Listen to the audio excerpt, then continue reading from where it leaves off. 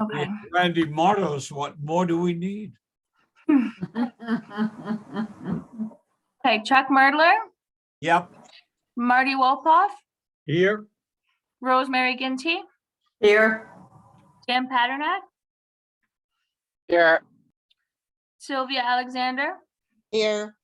Bob Bender, He won't David be. Gelman, Julie Reyes.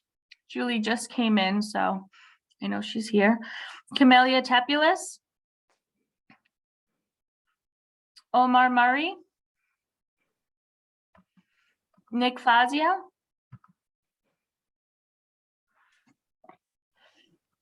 I will continue to keep attendance in case anyone else comes in. Do we have a quorum now? Hold on. I think we have Pardon me. 8. Yes, we do. Okay. All right.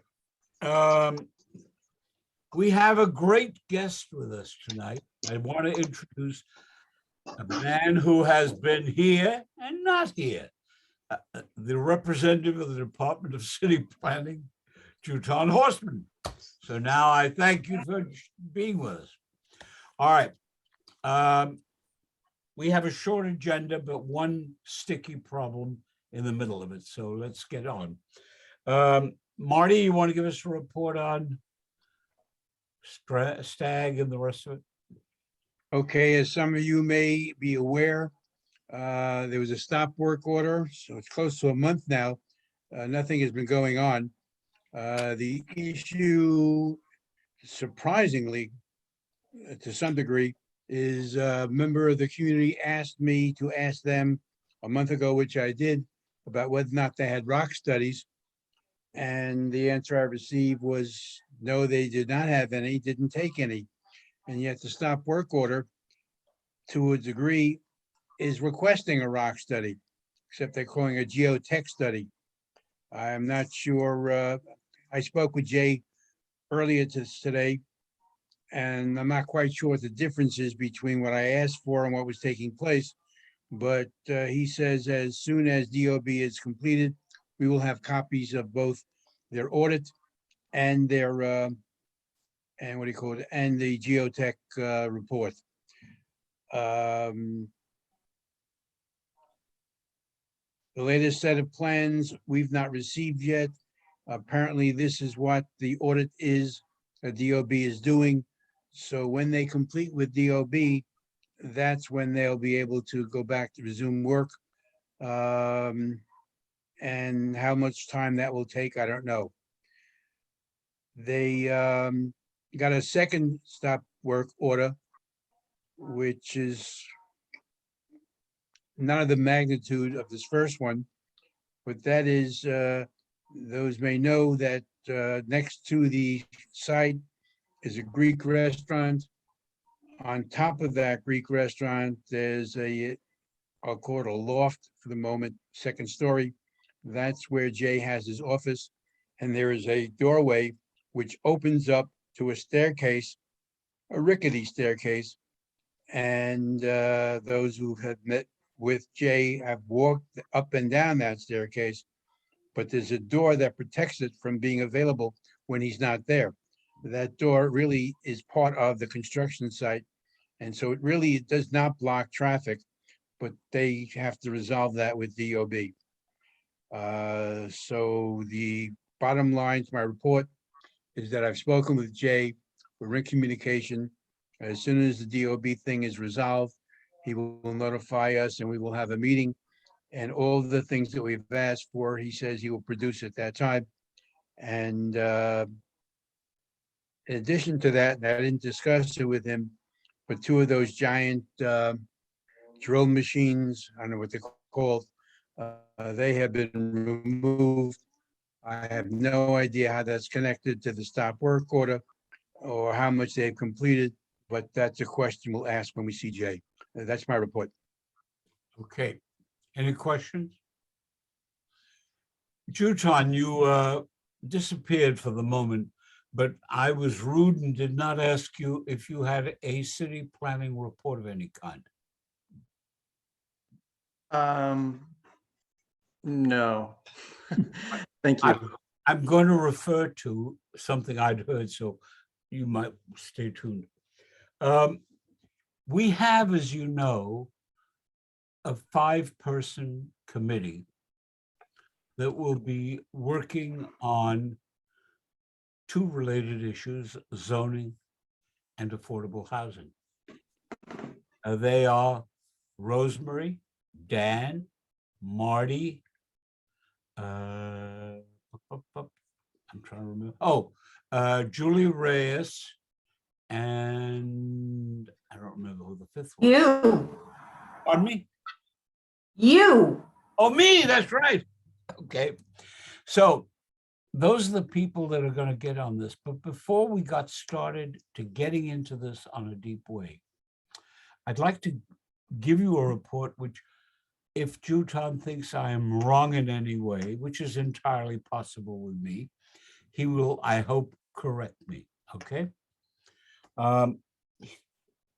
The issues in terms of affordable housing and zoning here are ones over the course of the past, since the last meeting, I've had occasion to discuss with both legislators, the city council member and the assembly person, in terms of where we go on various pieces of what the questions are. And I have had an opportunity to have discussions with several of the local organizations that have an interest in it. So for example, Sheridan Paulson, who is an extremely distinguished architect and a former chairman of the Landmarks Commission, and just a superhuman being and chairman of Preservancy, as to whether they would work with us in terms of anything we decide to do. And the answer has been generally yes. But before we go down the road, I want to get your reaction so that we don't wind up spending a lot of time on this and having people afterwards say, oh, I don't have time for it. It's not interesting, not important. So let me bring you down to date where I understand we are and where I think we are heading. We all know that the governor has proposed and did not get through the legislature, proposed abolition of single-family zoning. That was formally opposed by the Queen's group of land use people, and was opposed by members of the assembly, including our assemblyman, because we have one of the 2 target areas. Jamaica and Riverdale are 2 very large single-family home areas. We know that city planning has been working on a program for equality in housing, and we have all received a copy of their data facility, which they are working on and developing. And I hear rumors, which you need neither acknowledge or deny or anything else, Juton, that city planning is also working on a proposal to upzone along Henry Hudson Parkway and other areas in order to create additional housing resources in the city. So the first question that has to be addressed is additional housing. The second question is, and is probably the first question, is our approach to this issue, additional housing, upzoning, affordable housing, etc., which I'll get to the affordable housing aspect. Do we want to be reactive or active? And if active, how active do we want to be? So let me give you an illustration. And this is perhaps the single most controversial aspect of this question. And I don't need answers tonight. I want people to think about it and let us know, so we know whether we're going down the right road. if we are reactive, we'll wait until city planning does or doesn't do something. And we'll find out what the housing entities will do. We don't have a building commissioner. We have a chief housing executive, but we don't have deputy mayor for housing. One agency which finances affordable housing tells me they don't have any real allocations to go do a damn thing anyway. So at the moment, that is not, apparently not, a principal concern of this administration, at least thus far. But now, if we want to be active, that can take the following roles. We can propose our own rezoning aspect, whether done as a 197, whether done as just a white paper, etc. I am told that one of the most important ways of persuading city planning that we are serious is retaining an architect or planner to start preparing with us a formal plan. That's how 197A got started. Larry Hockert headed a foundation which gave us the seed money to go hire the architect. At that point, people believed us. I'm not about to go ring the doorbells, which I am prepared to do, unless I know we are ready to go down the road that does something as active as that. I'm prepared to put my own money into it to make sure if we do it right. But the issue is whether people feel this is something, this I will define in a few moments, is something that we need to do actively.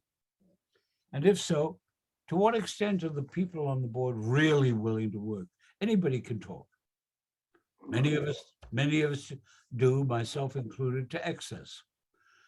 But the question is, as Rosemary saw, and as Marty saw, and as Dan saw, when we went in a few years back on the rezoning in the Central Business District, there were maybe 5 people who were willing to work, and everybody else was just interested in talking. We got our job done. Whether the city planning felt it was a good job or a bad job is irrelevant at the moment. But the fact is, if we're going to do this, the board or this committee has really got to be prepared to spend the time and the effort to get it done. And what is this?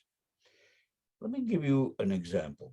One of the issues that is really upfront is the position of many, if not most, that the city of New York needs more housing. And by that, I don't mean luxury Park Avenue type housing, but housing of various stages of affordability.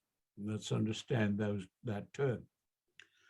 There is affordable housing in the context of New York City Housing Authority. There is housing in the context of Metro Lama. There is housing on a whole range of higher than affordable, higher than Metro Lama, and many under it.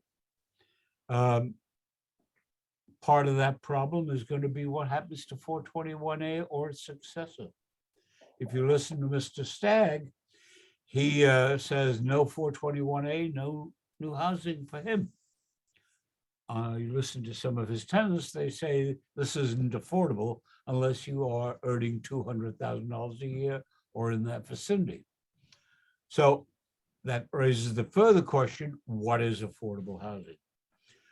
And so it would be my thought, and I'm looking for opinions, that one of the issues we have got to address, if we decide to go down this road actively, whether reactively or actively, is to understand among ourselves and then hopefully communicate to the city of New York and the state legislature what is affordable housing, and to have them recognize that there are various gradients of what is affordable. What is affordable in the South Bronx is not affordable housing in Riverdale. What is affordable in Riverdale is not affordable housing in Park Avenue, and you go on. And should therefore affordable housing be defined either by community board district, zip code, or the like. And some variation of that is essential if you're going to have true affordability of housing. And to what extent do we now want to affirmatively act in that area? Let me give you an example of how others have treated this issue of we need more homes, we need more housing for people, without doing the kind of things that others here in the city of New York and state of New York have suggested. This community has a high percentage, I don't know the exact amount Jewtown may, of single-family homes.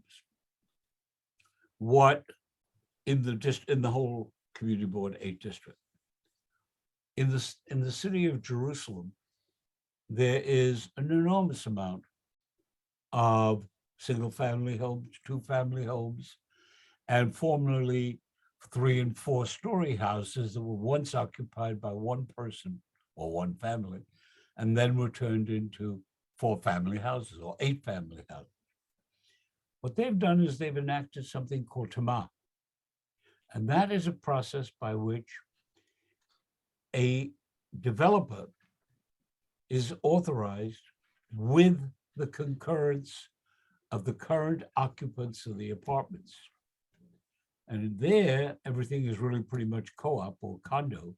So their concurrence is really important to build 1 or 2 extra floors on top and to expand the existing apartments, to put in elevators and fireproofing where required at the developer's expense, in return for which he gets to sell and pocket the money for the upper floors.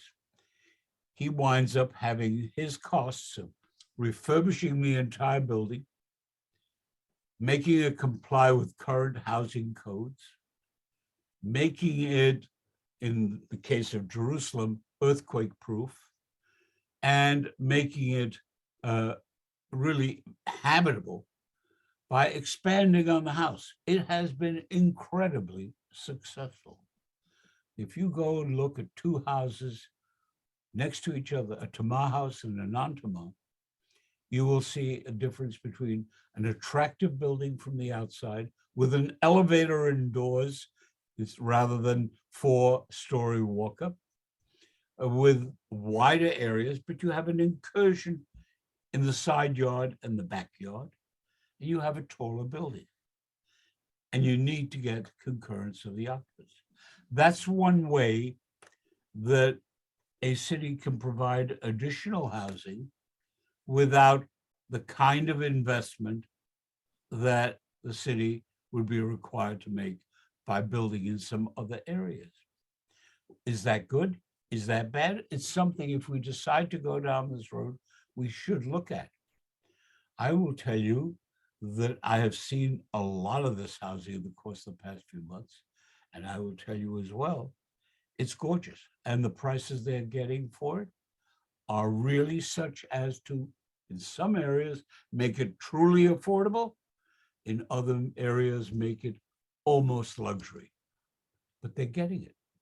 And it's converting the nature of the town, which, by the way, because a huge percentage of that town is non-permanent residents who come in at the summer or the holidays or the like, and therefore you have a ghost town in many of these areas, now is starting to provide housing so that new immigrants and others can have shelter.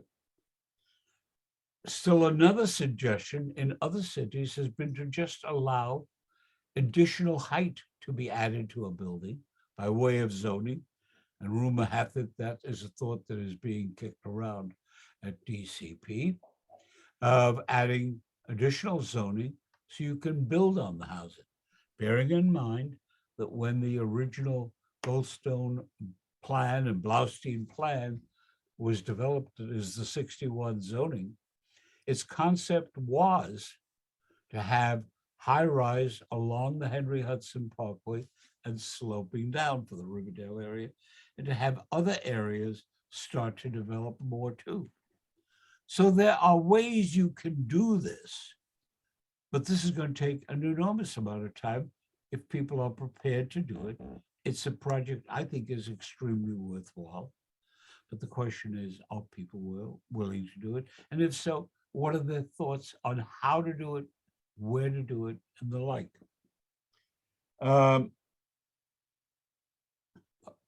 421A or its successors. You have two stories, and you're going to have to focus on it. I know that Jeff Dinowitz has been spending a lot of time trying to get to the bottom of where this makes some sense. Unfortunately, the senator from Westchester who represents us has not been at all helpful in this regard. Perhaps because they don't need affordable housing in Bronxville, but there has been no help there beyond the assembly. And I don't think the city has found much help in that regard either. So the issue then gets down to what we want to do. 421A, the developer industry says if we don't get that tax relief, we can't afford to do what we're doing now. We'll have to charge even more. The critics, who I understand from some sources comprise the majority of at least the assembly, say this has become a boondoggle for developers, hasn't done much by way of creating affordability. And what the hell is affordability? So those are the range of issues. And we have Ted Weinstein with us, who knows more about this subject than anyone I know. These are the kind of questions that we're going to have to come to grips if we want to devote the time and energy to it. So what I would like to do is get your views on where we ought to be going, if anywhere. Anyone? No one has an opinion? I can't believe that. So should we then forget about it, which is fine with me and my partners? David. Yeah, certainly this is important. Certainly we should be proactive on it. I don't think we want people making decisions for us. I think that the SNAD, it gives us an example of our need to be in front of a topic. And one thing that it sticks in the back of my mind is no matter what is done, I think that all building and fire codes have to be at the forefront of any thoughts that are made about any changes.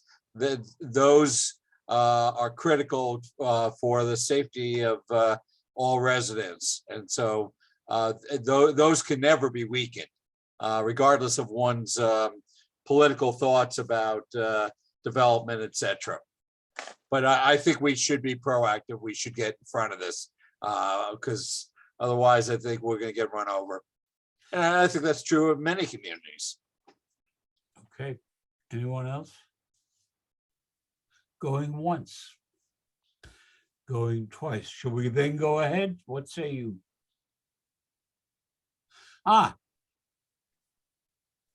You're on. Camelia. Oh, thank you, Chair Modler. Yes, do you hear me? Yep. Yes, thank you so much. Just wanted to say, as always, I mean, your presentation of these issues is absolutely captivating. But I often also find it like overly ambitious, despite absolutely admirable in purpose. I think we have to remember we are a community board. We are not a legislative body. We are one of, 57 community boards in the city. Remember, maybe it was 3 years ago when SNAD was a little bit challenged by the Department of City Planning for our area, as long as for Staten Island, as far as I remember. And then it got then promptly shut down by our former council member, Andrew Cohen, and solely basically through his intervention, although of course the community board also had substantial objections.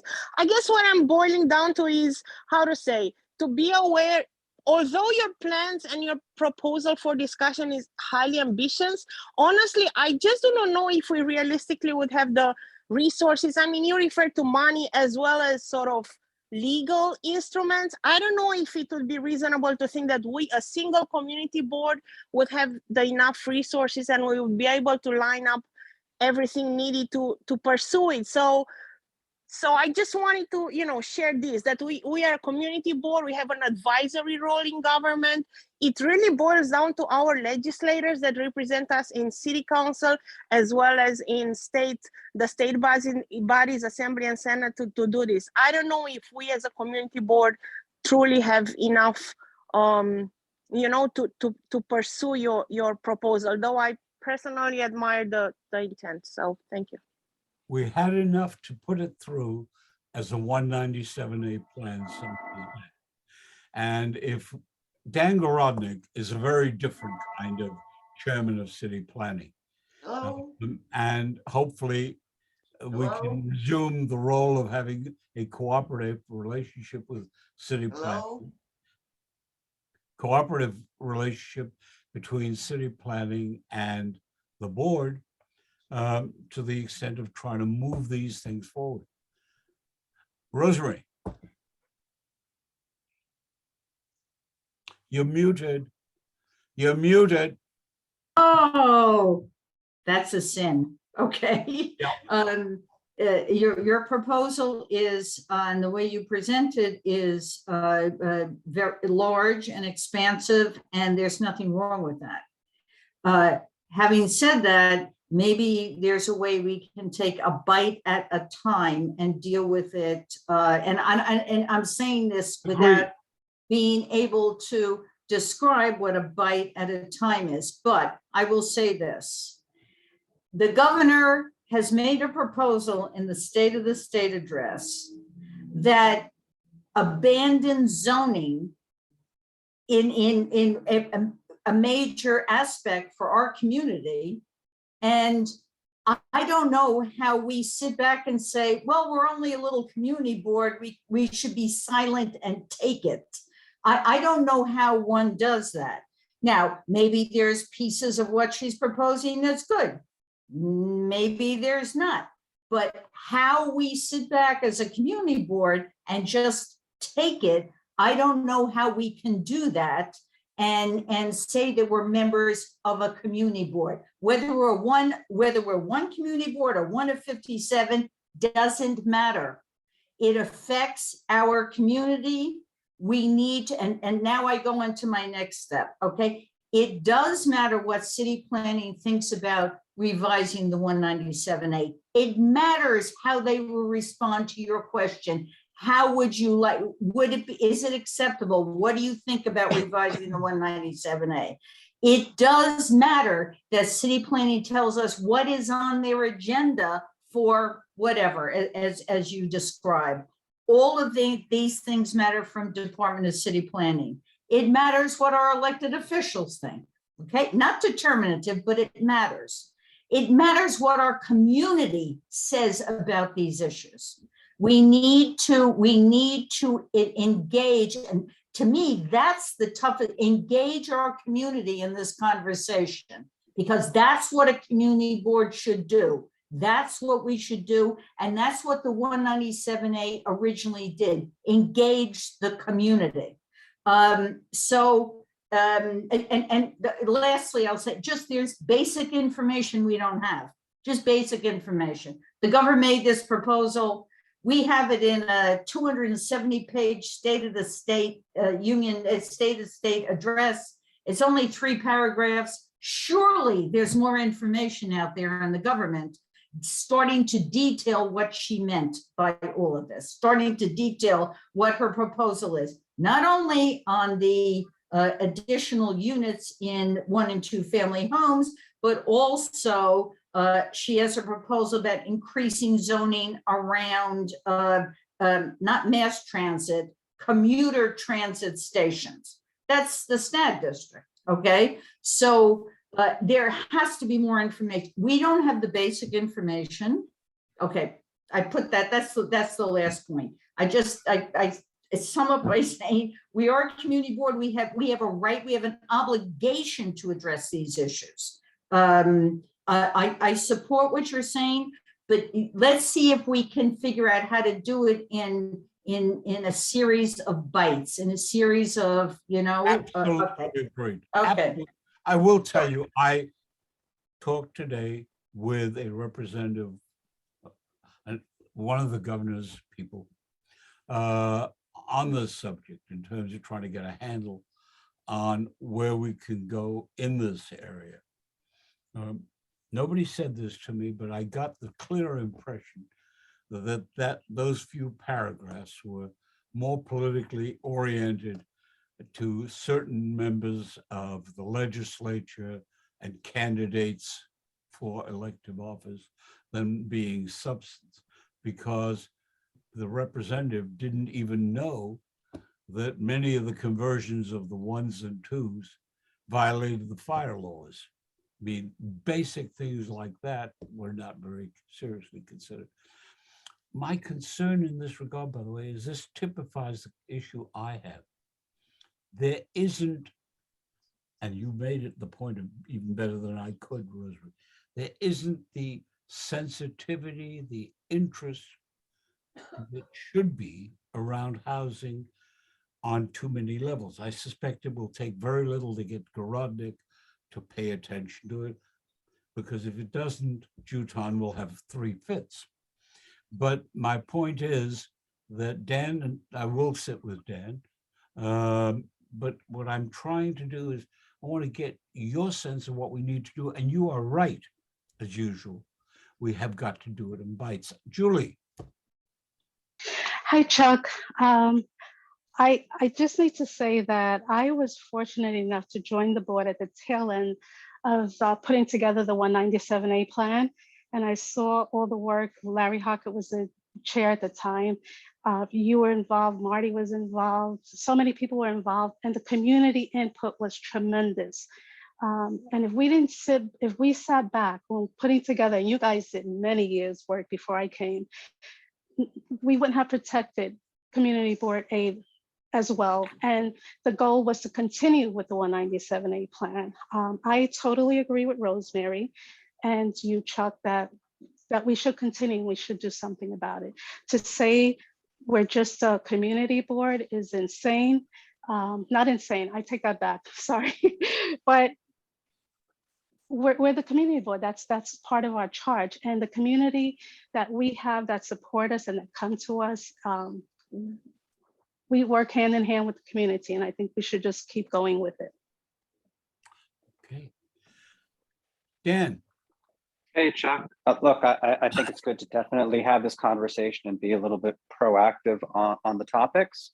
I think a big part of it is getting back to educating our members, so that way we understand, how many of these projects are built and what's out there in terms of affordable housing. Meaning it's not just a zoning component, there's a finance component that's there. And there's a finance in terms of subsidy, to individuals and to projects. And I think maybe we start with just basic education on even 421A, outside of certain members of our board, I don't think a lot of folks really understand how the 421A program works right now.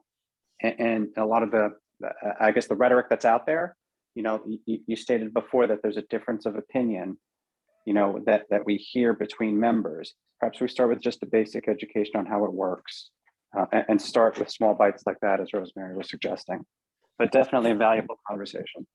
It's easy to tell you how it works. It doesn't generate affordable housing in many, many cases, because take one simple point. Definition of affordable housing. It includes, in terms of the affordability calculation, parts of Westchester. That decides what's affordable in the South Bronx. I mean, that doesn't make a lot of sense. The whole population is the issue. Yes and no. They go 0 to 160% AMI, right? When they're making these projects. And the AMI obviously is determined within Westchester, but by a shift of that AMI within a project, you can make something affordable. On some of the projects within the city of New York that go as low as 0% AMI, 10% AMI. So it's a matter of what projects are brought to your particular area. But I think we need an understanding of it, or a greater understanding of it, so that way we can actually be informed with it.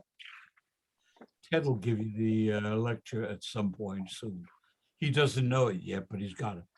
That'd be good. David, you're on again. Okay, yeah, just quickly to clarify an earlier point. I think it's our job to inform and represent our community and our community's interests, and thereby provide to our electeds our concerns, and that they could infer the direction we'd like them to take. So I definitely think this is something we should be actively involved with. Thanks. I will tell you, 2 of the electeds have already gotten themselves involved, calling, saying the 2 Dinowitz, saying they want to get this thing started, want to work with the board to try and do it. They see where the issues are.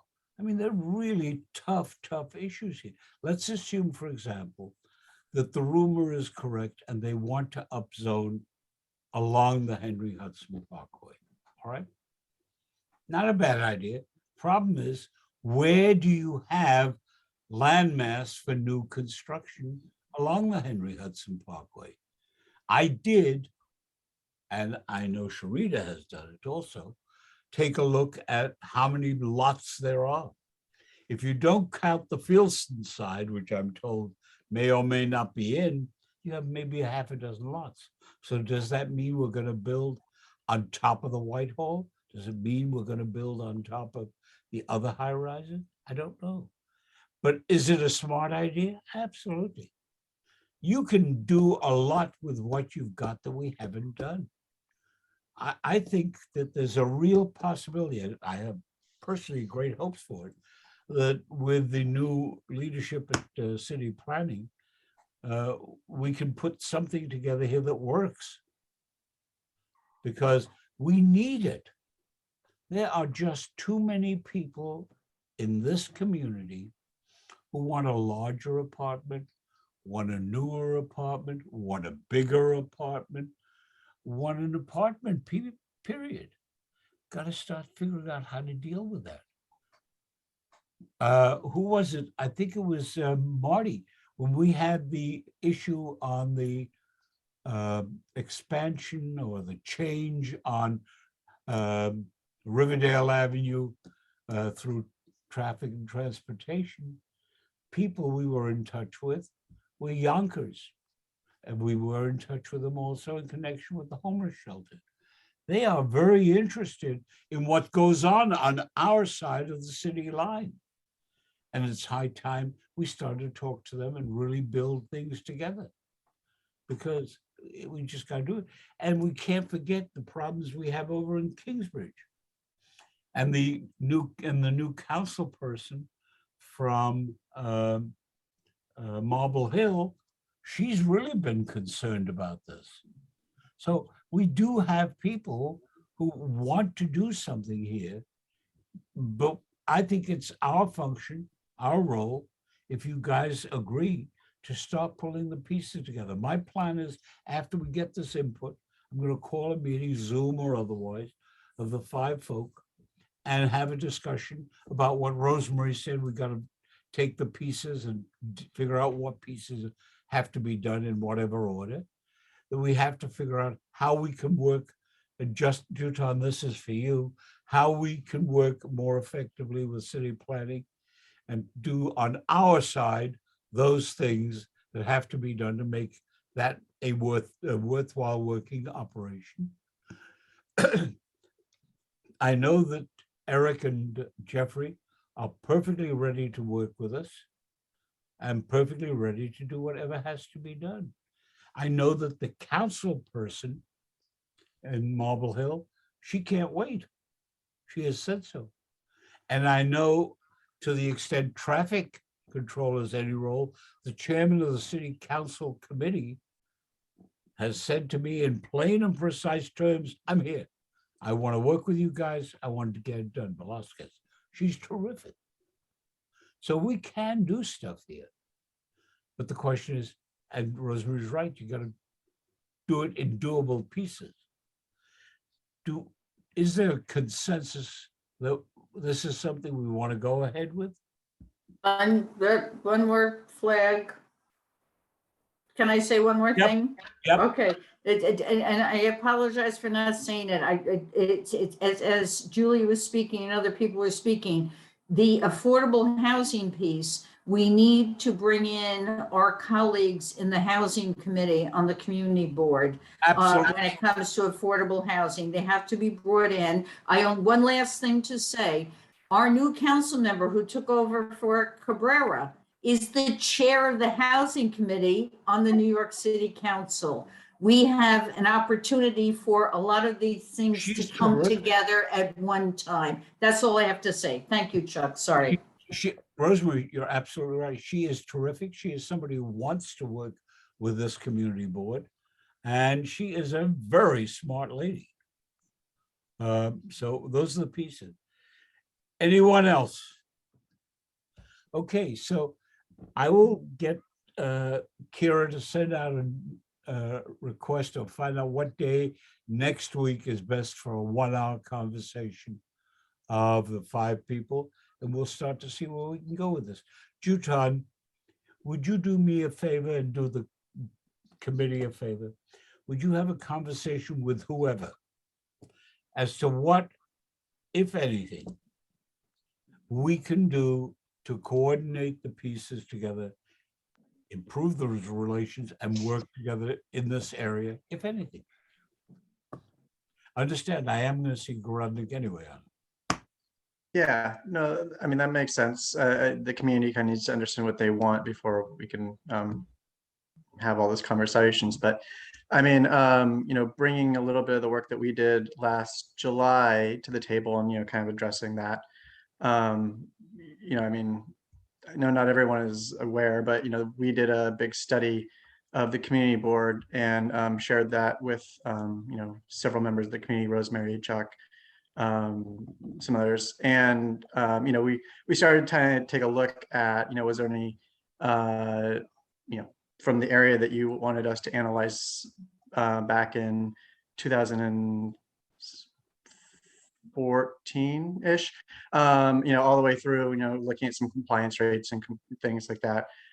So, I think that there's been some basics that have been started for a discussion that, that could be shared and, further thought through about, where. That is an excellent study, and I suggest, if you can get permission to do so, that it be sent out to every member of the board.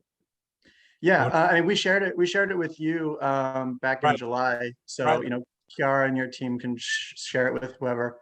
But part of it was for the next steps and about kind of like 197A plan. And, we're more than welcome to engage with you. We have actually a division that actually works on these specifically. Like, we would be a consultant, because we're, the local, but there's actually a division that kind of specializes in 197As that, we could, coordinate everything and assist for like whatever work you're looking at doing. So, and then of course, as it goes through the process, we would. I'm not sure, and that's one of the issues we have to talk about, is whether a 197A new plan, revision plan, whatever, is the key to doing this. Because my question is, what are the goals we want to achieve in each of the areas? And once we do that, we can see whether it involves that. So for example, if there were a provision, I'll give you a hypothetical. If there were a provision of law enacted by the New York City Council that said in words or in substance, any owner of, and I don't know if it's a good idea, any owner of a 2-family house can turn it, the mother-in-law apartment, into a legal apartment by doing the following fireproofing and other things, that would right away, theoretically at least, create some additional housing and provide for the safety that David Gelman was referring to. But there are things like that that can be done. Certainly, there's different levels of policy and text and zoning and the zoning, underlying zoning rules, and there's all kinds of variations of that. So yeah, I completely agree. You know, there's, you know, depending on how you want to go at it, if you want to go at it more from a qualitative perspective where you're looking at the numbers to understand what the data is versus a more qualitative analysis where you're thinking about like where you want to see certain things or where you think growth works, and then understanding that by, you know, then doing the analysis. You know, there's different ways of, you know, starting to look at different areas within the community. Because as like Rosemary said, it would be a lot to undertake the entire community district all at once and think about it. Doesn't mean you couldn't do it. You just have to think about how to do that without just it being an endless study that's 30 years long that doesn't really ever go anywhere, and then you're constantly going back and forth with numbers because, you know, as soon as you do them, then it's, you know, they get outdated. So we're with you on that. Agree. Yeah. So, you know, again, I think that there's different ways of coming at it. You could think about it as the possibility of a 197A plan, start to see what happens and how it's taking shape or not taking shape. And then figure out, you know, even if it is like you were saying, a white paper or something where, you know, this is the policies that the community board wants to take for projects that are advancing in general. You know, that at least gives you and the community a framework of information to know how you guys are thinking. Okay. David, is your hand up? And Dan, is your hand up? Dan? No, that's from before. Okay. Let me turn it, take it down.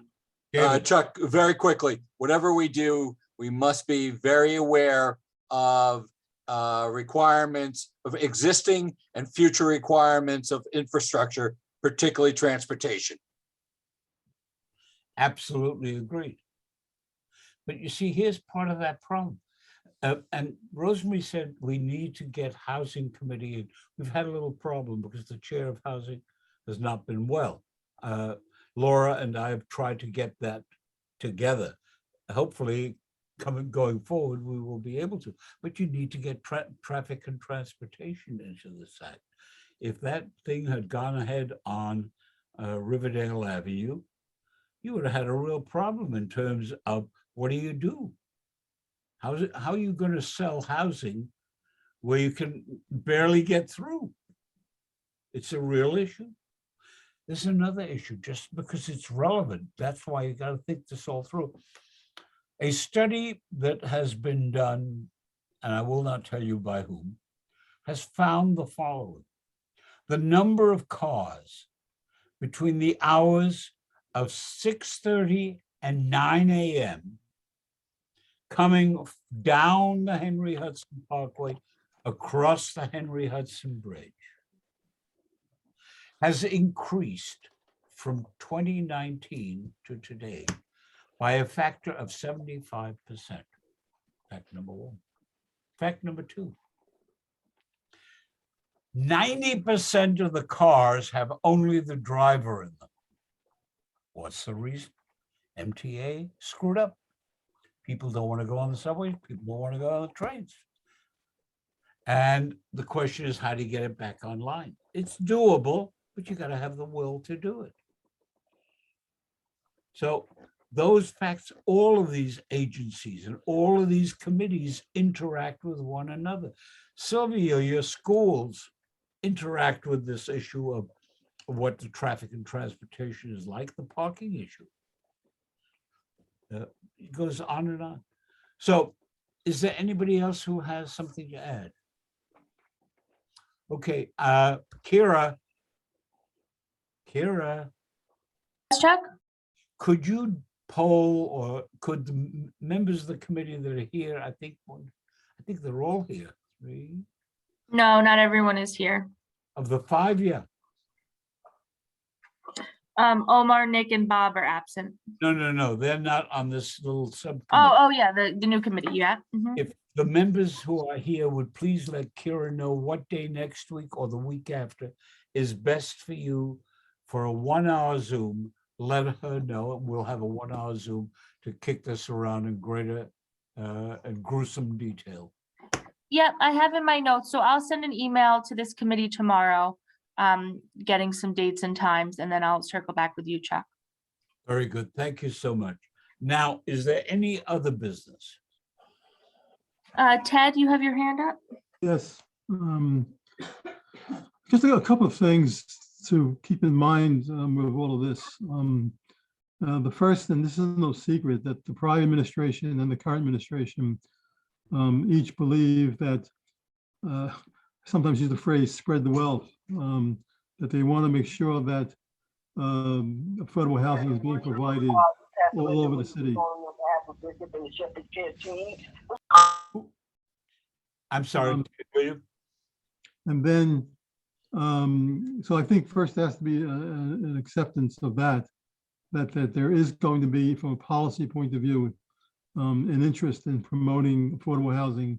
And again, as Chuck, as you said at the beginning, that has a lot of different definitions. But that there'll be a feeling of trying to produce some type of affordable housing in this district. I think that's just, again, shouldn't be a surprise to anybody.